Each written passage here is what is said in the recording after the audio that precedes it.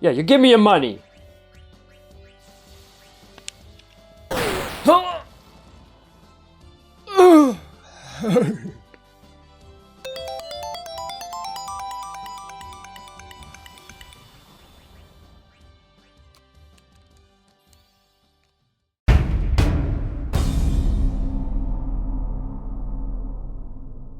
Video game levels. Levels are so quintessential to video games they are practically synonymous. And as we'll see, they come in very many shapes and different sizes. Let's look at what the word level means in video games. Here we go!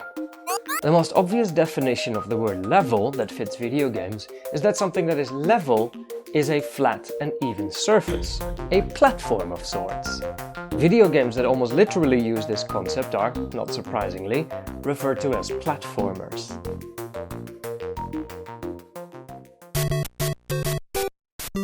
Super Mario Bros. Is widely considered the most iconic platformer. Mario walks and jumps on a literal level surface. It is, however, not the first game credited to use levels. 1980's Space Panic is considered to be the first to use level platforms, literally platforms for characters to walk on. However, it is Donkey Kong from 1981 that introduces a staple to platforming games, the ability to jump.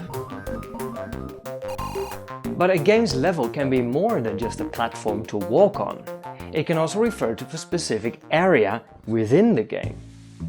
But things get vague very quickly here. What exactly is an area? Is it a different looking kind of level? But then, in early arcade gaming, there would only be one area, only be one level. Take Galaxian from 1979. It is credited to be the first game to use levels. The area remains the same. There are merely different waves of enemies, increasing in difficulty. Then, is a level a difficult phase? Space Invaders came earlier than Galaxian. Wouldn't that then be the first game to use levels? Heck, why stop there? Why wouldn't Pong in that case be the first to have levels? Tennis for two! There's no clear definition for this in early arcade gaming. Let's take a step back. Now I'm blurry. In Super Mario Bros. There are clear differences between areas: land, dungeon, sea and castle. They are often numbered as well, separating these areas even more.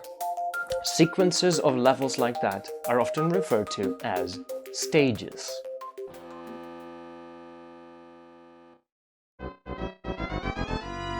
Super Mario Bros. 3 almost literally is a stage.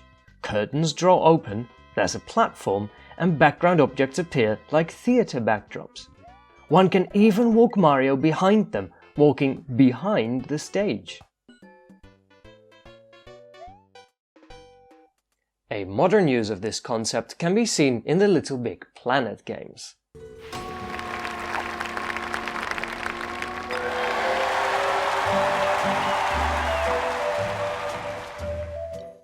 As games have become more complex, more and more terminology has replaced the word level.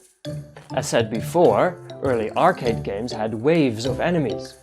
Mario 3 introduced worlds, a hub that can connect different levels. Zelda has an overworld, which then connects to dungeons. Acts or chapters are levels designed around a story or narrative, and an area can be a level within a level, a place that must be unlocked, or that can only be reached once a certain skill has been obtained. This brings us to the final use of the word level. Level up! Level up! Role-playing games have a character level up, which means that they become stronger or they gain a new skill. We have the tabletop game Dungeons & Dragons to thank for that, as a core mechanic of that game is to gain points to increase a character's, wait for it, level. The term level up can actually be tracked back to 1863, said by James Garrickson. "We never level down in this country. We are always at work on the upgrade. Level up is the motto of the American people."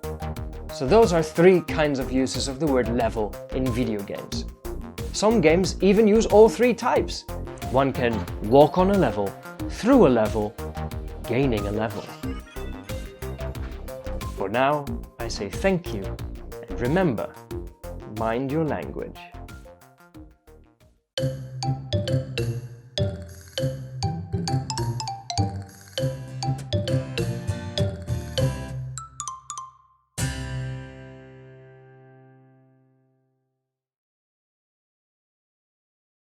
Acts or chapters are levels that are designed around a story or a narrative.